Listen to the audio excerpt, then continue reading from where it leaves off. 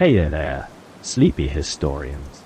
Welcome back to another episode of Sleepless Historian, where we dive into the dusty, ancient past to bore you into the coziest of dreams. Tonight, we're drifting across the desert to ancient Egypt, where the pyramids, those giant stone triangles, still sit there, mocking us with their size and their secrets. Grab your fluffiest blanket, dim the lights, and maybe put your phone on silent, because we're about to spend a long, slow hour and a half unraveling how the Egyptians built these things. No aliens, no magic, just a lot of sweaty workers, obsessive pharaohs, and enough paperwork to make your head spin. We're focusing on the Great Pyramid of Giza, built for Pharaoh Khufu, because it's the biggest and showiest, but we'll sprinkle in some love for the other pyramids too. Expect quirky details, royal ego trips, and a whole lot of sand. Let's float into the world of ancient Egypt and see how they pulled off the ultimate architectural flex. Picture it. Egypt, around 2630 BCE, Gawa. The old kingdom's in full swing, the Nile's flooding like clockwork, and the pharaohs are basically gods with better jewelry. This is the age when Egypt decides it's not enough to rule the land. They need to build monuments so big they'll make future generations question their life choices. The pyramids are the ultimate status symbol, like a private jet made of limestone. They're not just tombs, they're propaganda, screaming, "I'm so divine, even death can't stop me." The Great Pyramid of Giza, built for Pharaoh Khufu, is the poster child for this obsession. It's 481 feet tall, made of 2.3 million stone blocks, and it stood as the tallest man-made structure for nearly 4,000 years. That's not a building. That's a cry for attention. But how do you even start something like that? Spoiler, with a lot of planning, a ton of workers, and a pharaoh who's not afraid to bankrupt the kingdom for a fancy grave. Let's set the scene. Egypt's old kingdom is a well-oiled machine, or at least as oiled as you can get in the world without coffee. The Nile River is the backbone of everything. Its floods make the land fertile, so the farmers can grow enough grain to feed an army of workers. The pharaoh's at the top, treated like a living god, which means nobody's telling him, "Hey, maybe scale back on the giant tomb idea."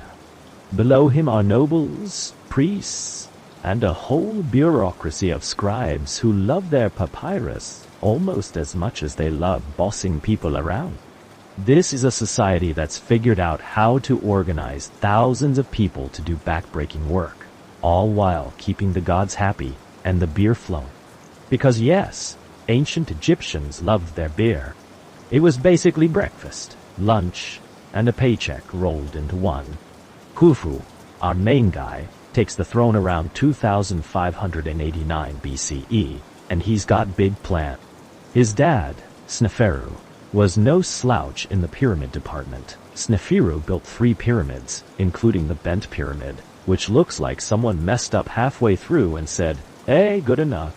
But Khufu, he's not here to mess around. He wants the biggest, best pyramid ever.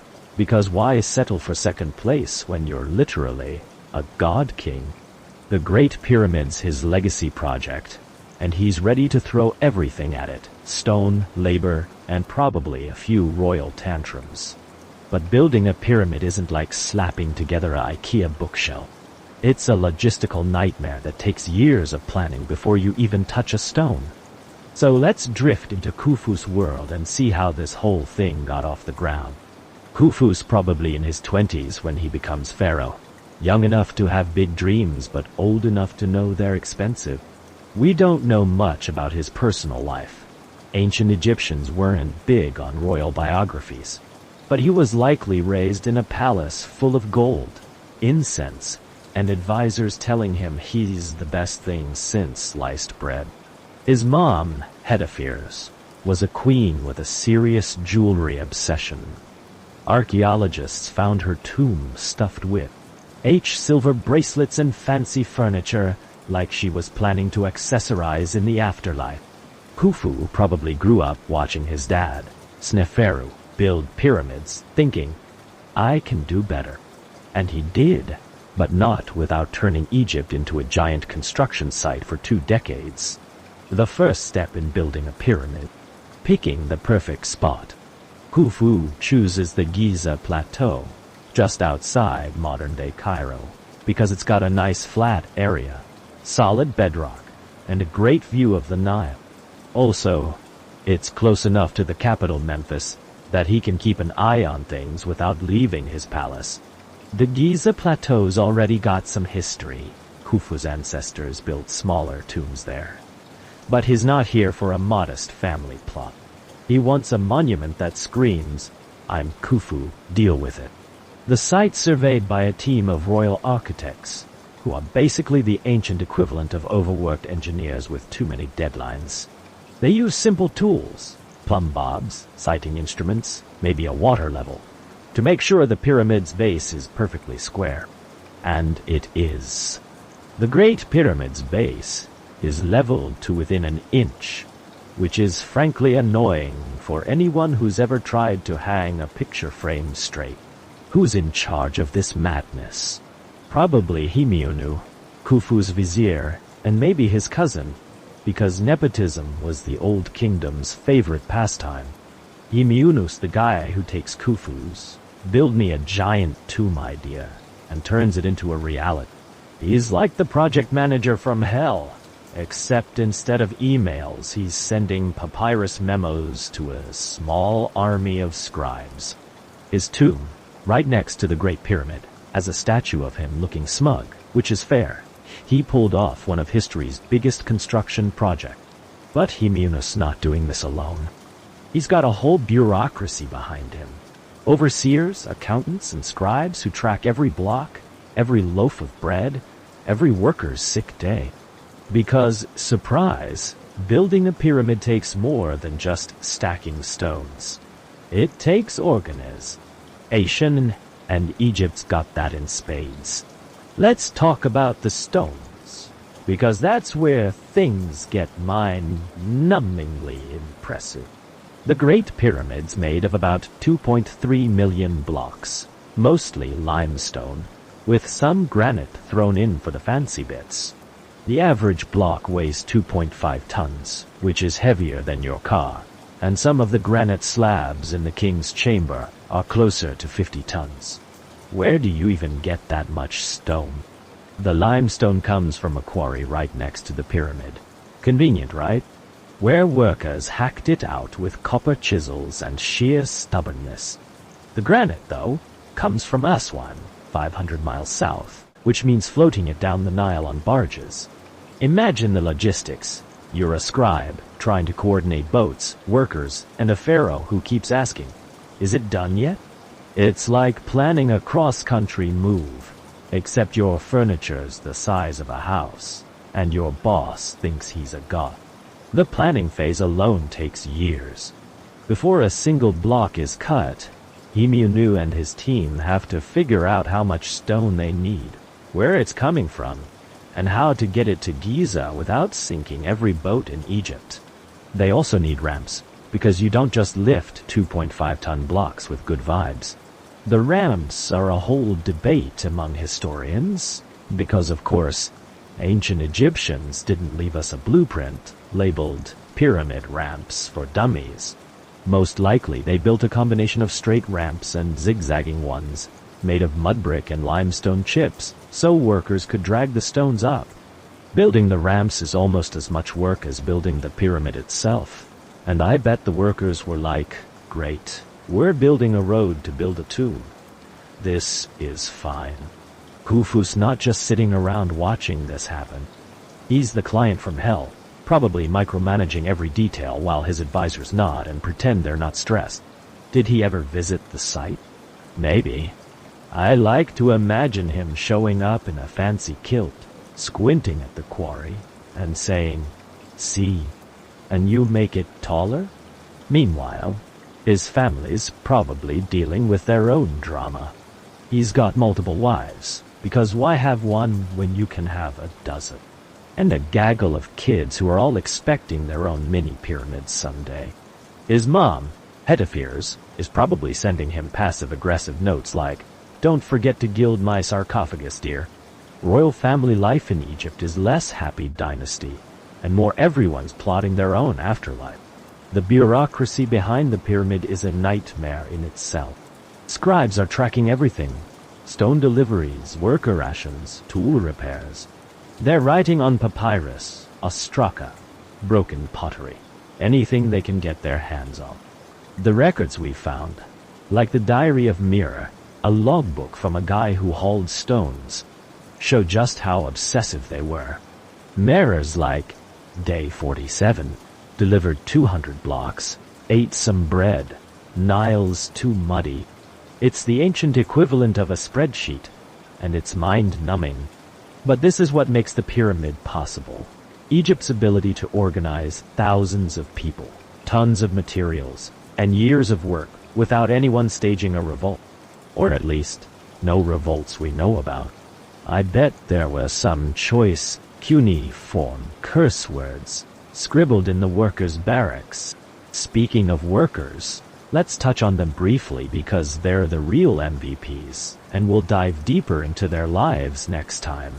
The Great Pyramid took about 20 years to build, and it wasn't slaves, like the old Hollywood movies love to claim. Most workers were free Egyptians, farmers, craftsmen, guys who needed a job during the Nile's flood season when their fields were underwater. They were paid in bread, beer, and onions, which sounds like a weird grocery list, but was basically currency back then. These guys lived in a workers' village near the pyramid, complete with bakeries, breweries, and probably a lot of complaints about the heat. Their bosses, overseers, who were one bad day away from a nervous breakdown, trying to keep thousands of workers from slacking off while Khufu's like, "Hurry up, I want to be immortal already." The religious angle's a big deal too. Pyramids aren't just tombs, they're cosmic real estate. Khufu's not building this thing to look cool, he's building it to secure his spot in the afterlife. The Egyptians believed the pharaoh became a god after death, sailing across the sky with the sun god, Ra-Da. The pyramid's shape with its sloping sides is supposed to mimic the sun's rays, helping Khufu ascend to divine VIP status. The priests are all over this, making sure every block is placed with the right rituals, because if you mess up the god's feng shui, your pharaoh's stuck in the underworld forever. I bet the priests were insufferable, chanting at the workers like, "More precision, less sweating," while sipping Nile water in the shade. By the time the quarry's humming and the ramps are ready, Khufu's probably itching to see some progress. He's not thinking about the cost. Egypt's economy is strong, but this project's eating up resources like a royal buffet. The scribes are crunching numbers, the nobles are grumbling about taxes, and the workers are already dreaming of their next beer ration. Hemiunus got his hands full, coordinating stone deliveries and keeping the priests from freaking out about omens. And Khufu? He's probably in his palace, dreaming of his eternal legacy, blissfully unaware that future archaeologists will spend centuries arguing over how he pulled it off, or that we'd be here 4,500 years later, making snarky YouTube videos about his big rock pile. So, it's around 2580 BCE, and the Giza Plateau is a construction site that makes modern roadwork look like a picnic. The air's thick with dust, the sun's baking everyone, and the Nile's glittering in the distance like a cruel reminder that water exists, but you're stuck hauling rocks. The Great Pyramid's starting to take shape, but it's nowhere near done. Khufu's got his heart set on a 481-foot-tall monument to H. It is divine greatness, and it's up to a small army of workers to make it happen. These aren't the whip-cracked slaves you see in old movies. Sorry, Hollywood, you got it wrong. The workforce is mostly free Egyptians, guys who farm when the Nile floods and build pyramids when it doesn't. They're paid, fed, and probably complaining about the sand in their sandals every chance they get. Let's meet the workers, because they're the unsung heroes of this story. Or maybe just the unsung complainers. Building the Great Pyramid took around 20 years, and estimates suggest anywhere from 20,000 to 40,000 people were involved at different times. Not all at once, mind you. Giza wasn't hosting a music festival. The workforce was split into permanent crews and seasonal laborers. The permanent guys were skilled craftsmen, masons, carpenters, guys who knew how to carve a block so perfectly it'd make a modern engineer cry. These were the pros, living in a workers' village near the pyramid, probably bragging about their chiseling skills over dinner. The seasonal workers? Farmers who showed up during the inundation season, when the Nile flooded their fields and they needed something to do. They weren't exactly thrilled to be there, but a job's a job, and the pay wasn't bad. Speaking of pay, let's talk about what kept these guys going. Bread, beer, and onions. Sounds like a weird tailgate party, but in ancient Egypt, this was serious currency. The workers got daily rations. Think loaves of dense, grainy bread, jugs of weak beer, and enough onions to make your breath a biological weapon. Archaeologists have found records, like the Diary of Mir we mentioned last time, showing how much food was shipped to Giza.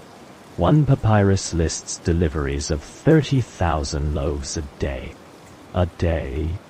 That's a bakery working overtime, with bakers probably cursing Khufu's name as they needed dough in the desert heat. The beer wasn't exactly craft IPA.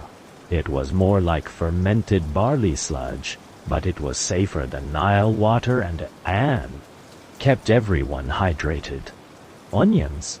Nobody's sure why they were so popular, but I bet the workers were like, great, another onion. Really living the dream here.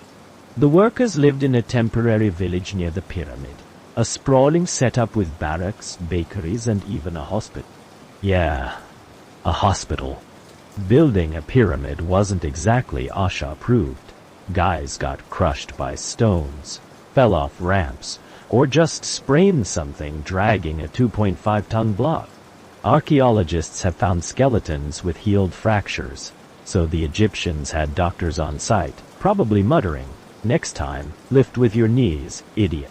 The village was a bustling little community, with families, kids, and maybe even some pet cats, because Egyptians loved their cats almost as much as their beer. The workers weren't chained up or starving. They had decent food, a place to sleep, and enough downtime to carve graffiti on the stones, like Khufu's boys rule, or whatever passed for ancient banter. But don't get too romantic about it. This was hard work.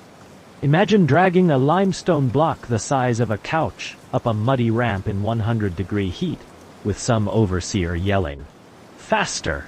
We're behind schedule!" The workers were organized into teams, like ancient construction crews, with names like Friends of Khufu or Drunk on Menkaure, which were probably less cute in practice. Each team had a foreman, some poor guy stuck between the workers' complaints and the higher-ups' demands. The foreman reported to overseers, who reported to Himiunu, who reported to Khufu, who was probably off in his palace dreaming of his cosmic yacht ride with Ra. It was a hierarchy of stress, with everyone passing the buck down the line. Let's talk tools, because you don't build a pyramid with good intentions and a can-do attitude. The Egyptians used copper chisels, dolerite hammers, and wooden levers, simple stuff but effective. At the quarry, workers hacked out limestone blocks, using copper tools that dulled faster than a cheap kitchen knife. They'd mark the stone with a chisel, hammer it until it cracked, then pry it loose with levers. It was slow, sweaty work, and I bet they spent half their time sharpening tools, and the other half cursing the guy who invented limestone. For the granite blocks, those 50-ton monsters from Aswan, they used harder stones like dolerite to pound out the shape. No power drills, no dynamite, just sheer stubbornness, and a lot of elbow grease. Getting the stones to the site was another headache. The limestone quarry was right next to the pyramid, so that was easy. Cut, drag, repeat. But the granite? That came from Aswan, 500 miles away. Workers loaded it onto wooden barges, floated it down the Nile, and unloaded it at a harbor near Giza. The Diary of Mirror describes this process in soul-crushing detail, like a shipping log from a guy who's really tired of his job. Once the stones reached Giza, they were dragged to the site on sledges, basically wooden platforms pulled by teams of workers. To make it easier, they poured water on the sand to reduce friction, which is clever, but also means everyone was sloshing through mud all day. Fun times. The ramps are where things get really nerdy. To stack 2.3 million blocks up to 481 feet, you need a way to get them up there. The Egyptians built ramps, probably a mix of straight ones for the lower levels and zigzagging ones for the higher bits. These weren't fancy. They were made of mud brick, limestone chips, and whatever else was lying around. Building the ramps was almost as much work as the pyramid itself, and they had to be constantly repaired because thousands of workers trudging up and down with heavy stones will turn anything into a mess. Some historians think they used a circular ramp that wrapped around the pyramid, like a spiral staircase for boulders. Others say it was a straight ramp that got longer as the pyramid grew. Either way, the ramps were a logistical nightmare, and I bet the guy in charge of maintaining them was like, I need a vacation, preferably forever. Nay, the workers weren't just hauling stones. They were part of a massive system. The bureaucracy kept everything moving, like a well-oiled machine that occasionally jammed. Scribes tracked every block, every ration, every broken tool. They wrote on papyrus or ostraka, logging stuff like, Team Khufu's pals moved 50 blocks, broke 3 chisels, ate too many onions. The overseers were the middle managers, stuck between Hemiunus deadlines and the workers grumbling. They had to make sure the stones were cut to exact measurements, because the Great Pyramid's blocks fit so tightly you can't slip a credit card between them. That's not just skill, that's obsession. I bet the masons were like, Khufu wants it, how precise. Tell him to come down here and try it himself. Life for the workers wasn't all bad, but it wasn't a party either. They worked 10-hour days, probably in shifts, with breaks for bread and beer. The permanent workers lived in the village year-round, while the seasonal guys came and went with the floods.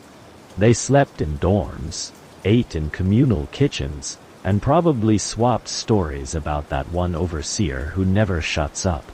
Archaeologists have found their graffiti, little carvings like, "We built this," or "Khufu's awesome," which is cute until you remember they were carving it on a 2.5-ton block they just dragged a mile.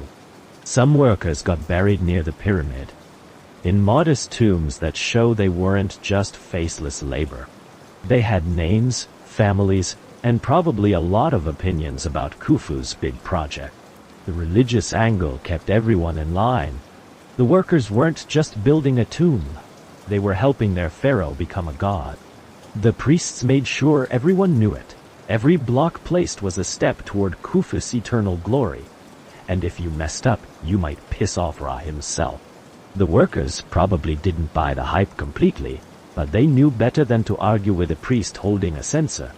Plus, working on the pyramid was a point of pride.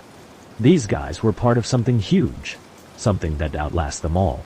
Well, except for the part where future generations would spend centuries arguing over how they did it. I bet they'd laugh at us like, you think aliens helped. Nah, it was just us and a lot of beer. Khufu's still in the background, probably checking in on progress and driving Hemiunu up the wall. He's not hauling stones himself, that's peasant work. But he's the one signing off on the budget, which is basically Egypt's entire GDP. The nobles are grumbling about the cost. The priests are demanding more offerings for the gods, and the scribes are drowning in paperwork. Emunu's probably dreaming of retirement, but he's stuck coordinating thousands of workers, tons of stone, and a pharaoh who keeps asking, "Can we make it shinier?" It's a miracle this thing got built without someone throwing a papyrus at Khufu's head. So it's around 2575 BCE, and the Giza Plateau is buzzing, well, more like trudging, under the relentless Egyptian sun. The Great Pyramid's base is laid, the limestone quarries a mess of chipped rock, and the ramps are starting to snake up the growing structure. Khufu's dreaming of his eternal yacht ride with the sun god Ra, while his vizier Hemianu is probably dreaming of a day without a single papyrus memo. The workers are dragging blocks, the scribes are scribbling, and the priests are chanting to make sure the gods don't smite anyone for a misaligned stone. Building the Great Pyramid is like assembling a 481-foot-tall puzzle, except every piece weighs a ton, and your boss is a pharaoh who thinks he's immortal. Let's unpack how they pulled this off without losing their minds, or at least without losing them completely. The big challenge: stacking 2.3 million limestone and granite blocks into a perfect pyramid. That's not just a lot of stones. It's a logistical nightmare that'd make a modern contractor quit on the spot. Each block, averaging 2.5 tons, has to be cut, hauled, and placed with precision so tight you can't slip a papyrus sheet between them. The workers aren't just tossing stones on a pile. They're following a plan so detailed it's practically obsessive. Emunu and his team of architects have mapped out every layer, every angle, every chamber, because Khufu's not paying for a wonky tomb. The pyramid's core is mostly local limestone, rough cut and stacked like giant Legos. But the outer casing? That's Tura limestone, a finer, whiter stone from a quarry 10 miles away, polished to make the pyramid gleam like a desert beacon. Because, of course, Khufu wanted his grave to be extra shiny. Let's start with the ramps, because you don't build a pyramid without a way to get the stones up. These ramps are the unsung heroes, or maybe the unsung villains, of the project. They're not permanent. They're made of mud brick, limestone chips, and whatever else the workers could scrape together. Historians argue over what they looked like, because the Egyptians didn't leave us a nice diagram labeled Ramp Plan A. The leading theory is a combination of ramps, a straight one for the lower levels, stretching out into the desert like a muddy highway, and zigzagging or encircling ramps for the higher bits. Some say they wrapped a single ramp around the pyramid like a spiral road, which sounds cool, but also like a recipe for vertigo. Whatever the setup, these ramps were massive. Some estimates say they used as much material as the pyramid itself, and they had to be rebuilt or extended as the pyramid grew, which means some poor crew was stuck maintaining them while everyone else got to haul the fun stones. Dragging the blocks up these ramps was no picnic. Workers used wooden sledges, think flat platforms on runners, pulled by teams of 10 to 20 guys. They'd pour water on the ramp to make it slick, reducing friction, but that just turned it into a muddy mess. Imagine slipping in wet sand while dragging a 2.5-ton block, with an overseer yell, "Ing, hurry up, we're behind schedule." The sledges were tied with ropes, probably made of papyrus or palm fiber, and the workers pulled in unison, chanting or grunting to keep the rhythm. For the bigger granite blocks, some weighing 50 tons, they might have used rollers, like logs, to make it slightly less miserable. Slightly. I bet the workers were like, "Great, another granite block. Who needs a spine anyway?" Placing the blocks was where things got really fussy. The Egyptians were obsessed with precision, because a pyramid's not just a tomb. It's a cosmic staircase for Khufu's soul. Each block had to fit perfectly, especially the casing stones, which were cut to exact angles to create the pyramid's smooth slope. Workers used copper chisels, wooden mallets, and a lot of patience to trim the stones on site. They'd check alignment with simple tools, plumb bobs, squares, maybe a water level, because laser levels weren't a thing yet. The pyramid's base is square to within a few inches, and the sides align with the cardinal directions so precisely it's almost annoying. Like, who has time for that?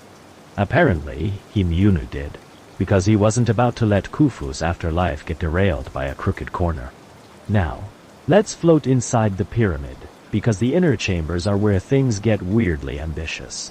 The Great Pyramid isn't just a solid pile of rocks. It's got a maze of tunnels and rooms designed to keep Khufu's mummy safe and his soul happy. The main attraction is the King's Chamber, a rectangular room deep inside, lined with massive granite slabs. This is where Khufu's sarcophagus would go, assuming his priests didn't mess up the funeral. Building the King's Chamber was a nightmare. Those granite blocks, hauled 500 miles from Aswan, had to be dragged up ramps through narrow tunnels and placed with precision, while workers probably prayed they didn't drop one. The chamber's ceiling is made of granite beams, each weighing as much as a school bus, stacked to distribute tea. The pyramid's weight. If they got it wrong, the whole thing could collapse. And I bet Himyunu had nightmares about that exact scenario.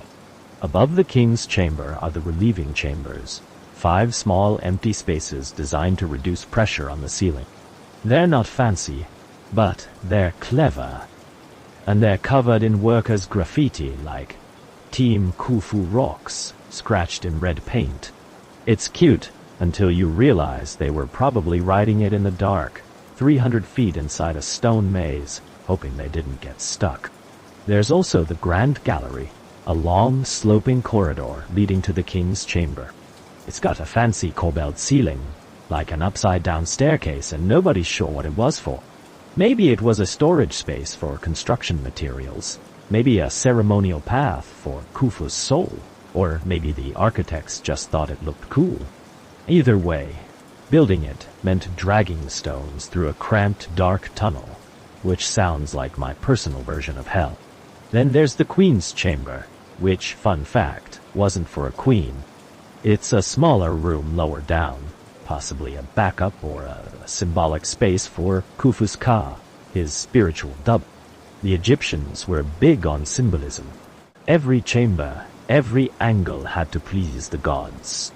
The priests were probably hovering the whole time, burning incense and muttering about how the alignment better be perfect, or Ara would throw a fit. There's also an underground chamber, carved into the bedrock below the pyramid, which might have been an early plan for the tomb before Khufu decided he wanted to be closer to the sky. It's unfinished, like a basement project someone abandoned halfway through. Typical royal indecision. The construction wasn't just about stacking stones. It was a religious operation. Every block, every chamber had to be blessed, because this wasn't just a tomb. It was Khufu's ticket to the afterlife. The priests were all over this, performing rituals to make sure the pyramid was cosmically sound. They'd align the star. Uksher with the stars, because the Egyptians were obsessed with astronomy. The pyramid's entrances point toward the circumpolar stars, the ones that never set, because Khufu wanted to hitch a ride to eternity. The workers probably didn't care about the cosmic stuff. They were just trying to get through the day without dropping a block on their foot. But the priests made sure everyone knew the stakes.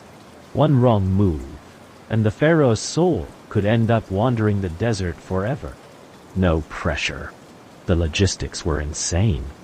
To keep the project moving, Himyunu's team had to coordinate stone deliveries, ramp repairs, and worker shifts like a military operation. The Nile was key. Boats brought granite from Aswan and Tura limestone from across the river, docking at a harbor near Giza. From there, workers dragged the stones to the site, up the ramps, and into place, all while scribes tracked every move. Papyrus records show they accounted for everything. Blocks, tools, even broken sandal. The overseers were probably tearing their hair out, trying to keep thousands of workers on task while dodging Khufu's "Is it done yet?" Mimos God. The workers, meanwhile, were probably dreaming of the day they could go back to their farms and never see another limestone block again. Khufu's role in all this? He's the guy signing the checks, or rather, approving the grain shipments. He's not out there hauling stones, but he's the one setting the pace. I imagine him showing up at the site every few months, squinting at the half-built pyramid and saying, "Looks good, but can we make it faster?" His advisors are nodding, Himiuna's sweating, and the workers are rolling their eyes behind his back. The nobles aren't thrilled either. This project's eating up Egypt's resources, and they're probably grumbling about how they couldn't have had a nice palace instead. But nobody says no to a pharaoh, especially one who thinks he's a god. No. Khufu's family, meanwhile, is probably dealing with their own drama. Wives competing for attention, kids fighting over who gets the best tomb next door. Just another day in the royal soap opera. By this point, the pyramids may be halfway done, a jagged stack of limestone baking in the sun. The workers are exhausted, the ramps are a muddy mess, and the scribes are drowning in paperwork. But the thing's taking shape, and you can almost see Khufu's smug smile from the palace. It's a monument to his ego, sure, but it's also a testament to Egypt's ability to organize chaos. The workers, the tools, the ramps, the priest. It's all a delicate dance, and somehow they're pulling it off. Or at least, they're not screwing it up too badly. So, it's around 2570 BCE, and the Great Pyramid is finally looking like a pyramid, not just a jagged pile of limestone. The Giza Plateau's a mess, dust everywhere, ramps crumbling, workers probably counting the days until they can go home.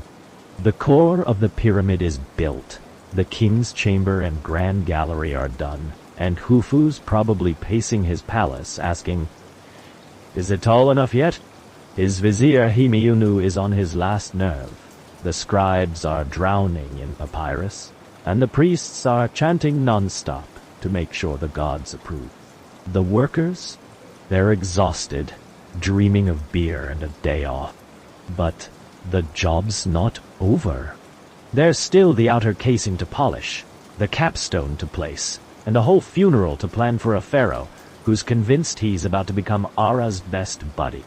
Let's unpack the final grind and see how Egypt closed out this 20-year construction saga. The big task now is the outer casing. The smooth, white Tura limestone all make the pyramid gleam like a desert lighthouse. These aren't the rough blocks of the core.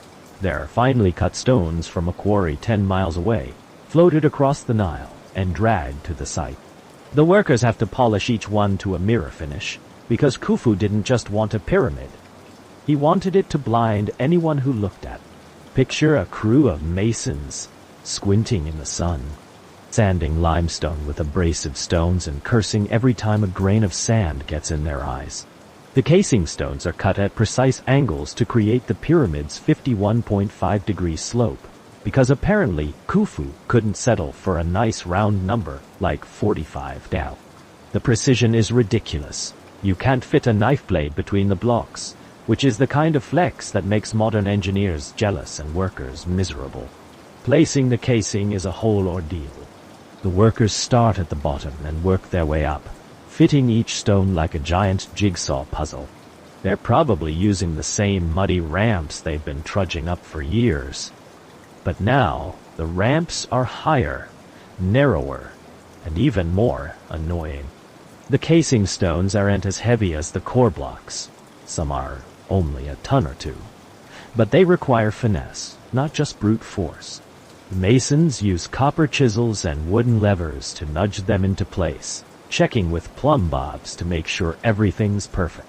One wrong cut, and you've got a gap that'll haunt Khufu's afterlife.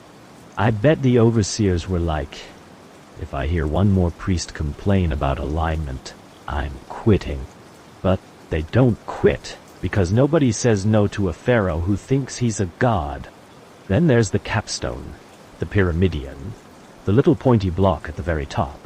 It's the cherry on Khufu's massive stone sundae, and it's a big deal. Nobody's sure what it looked like, because it's long gone, probably stolen or lost to time. But it was likely made of polished granite or limestone, maybe covered in gold or electrum to catch the sun. Getting it up there was the ultimate test. The workers had to drag this thing up the final ramp, hundreds of feet in the air, on a slope so steep you'd need nerves of steel not to slip.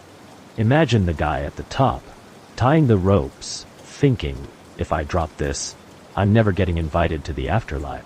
The priests probably turned the placement into a huge ceremony, with incense, chants, and a lot of pomp about how Khufu's now officially Ra's VIP. The workers? They're just happy to be done, even if it means dismantling the ramps afterward, which was probably as fun as cleaning up after a 20-year party. Once the casing and capstone are on, the pyramid's exterior is done, but there's still work to do. The ramps have to come down, which means breaking apart tons of mud brick and hauling it away. It's like cleaning up a construction site the size of a small town. The workers are probably dragging their feet, muttering, "We built the thing, and now we're janitors too." Meanwhile, the priests are busy sanctifying the pyramid, because it's not just a tomb, it's a cosmic launch pad. They're performing rituals to ensure Khufu's soul can sail to the stars, aligning the entrances with the circumpolar stars, and probably arguing over which god gets the best offering. The scribes are finalizing their records, logging the last stone deliveries, and probably adding a note like, "Finally done, never again." Hemunanus just relieved it didn't collapse, because that would have been a career ender. Now, let's talk about Khufu's funeral preparations, because the pyramid's not much use if he's not mummified and ready for his big afterlife debut. Khufu's probably still alive at this point. Most pharaohs started their tombs early, because nobody wants to die mid-construction. He's in his 40s or 50s, getting creaky but still obsessed with his legacy. The priests are planning the mummification process, which is gross but necessary. Think 70 days of drying out the body, wrapping it in linen, and stuffing it with amulets like an overpriced care package. The king's chamber is ready for Khufu's sarcophagus, a massive granite box that's already in place because nobody's dragging that thing up after the pyramid's sealed. The sarcophagus is plain, no fancy carvings, which is weird for a guy who loved showing off. Maybe Khufu was like, the pyramid's enough, let's not overdo it. The pyramid's not just for Khufu, his family gets in all. And the action too. His mom, Hetepheres, has her own tomb nearby, stuffed with jewelry and furniture like she's moving to the afterlife with a U-Haul. His wives and kids are expecting their own mini pyramids or mastabas, because in Egypt, even the royal family's sidekicks get fancy graves. The nobles are probably jealous, whispering about how they could have used that limestone for their own tombs. The workers, meanwhile, are just hoping for a bonus. Maybe an extra jug of beer, because they've spent 2 decades on this thing. The bureaucracy's wrapping up too, with scribes tallying the final costs. Spoiler, it's a lot. Some estimates say the pyramid used enough resources to feed Egypt's entire population for years. Khufu's like, worth it, while his treasurer is probably having a silent meltdown. When the pyramid's finally done, it's a sight to behold. Covered in polished Tura limestone, it gleams white under the sun, visible for miles. The capstone catches the light, making the pyramid look like a giant arrow pointing to the heavens. The priests are thrilled. It's perfectly aligned, ritually pure, ready for Khufu's soul to zoom off to Radi. The workers are just glad it's over, though some of the skilled masons get to stick around for Khufu's son's pyramid, because the Giza Plateau's basically a tomb factory now. The common people? They probably don't care much. They see the pyramid from their fields and think, nice, but I'm still paying taxes for it. Egypt's economy takes a hit, but it's strong enough to handle it, thanks to the Nile's endless fertility. Let's zoom out and talk about the legacy, because the Great Pyramid's not just a tomb, it's a symbol that's outlasted Khufu by millennia. When he dies, we don't know exactly when, probably around 2566 BCE. His funeral's a big deal. Priests wrap him up, seal him in the sarcophagus, and perform rituals to send him to the star. The pyramid's sealed with granite plugs to keep robbers out, though good luck with that. Most pyramids were looted within centuries.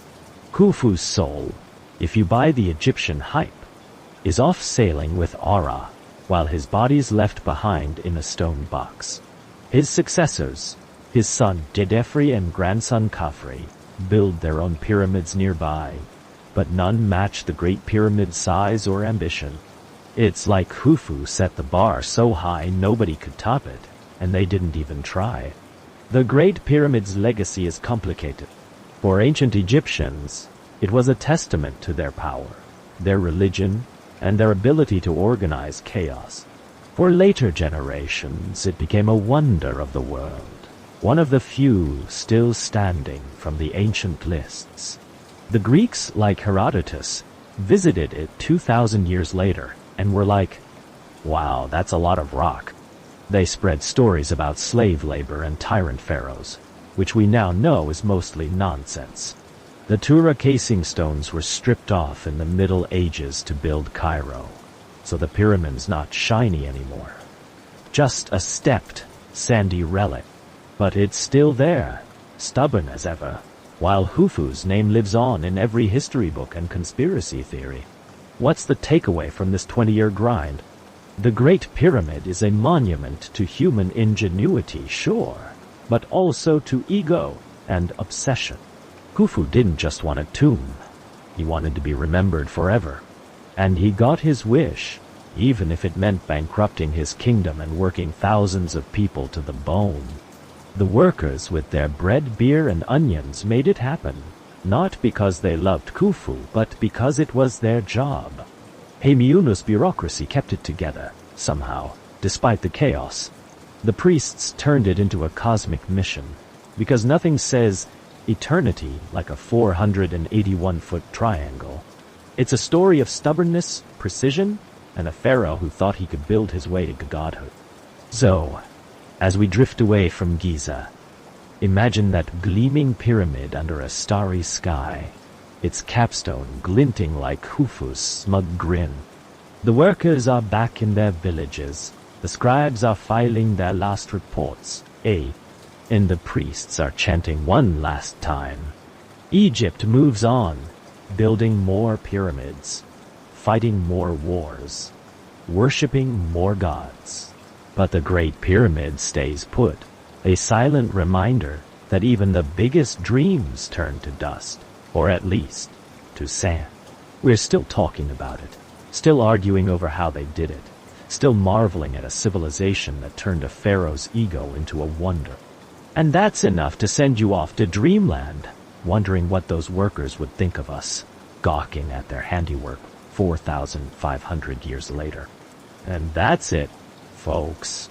We've wandered through the sweat, stone, and sheer stubbornness of building the Great Pyramid, from Khufu's big idea to its dusty legacy. Thanks for joining me on this long, sleepy trek through Egypt's most over-the-top tomb. If you're still awake, you're stronger than I am, but I'm betting you're already drifting off. Sweet dreams, and I'll see you next time for another slow stroll through history's quirkiest corners. Good night.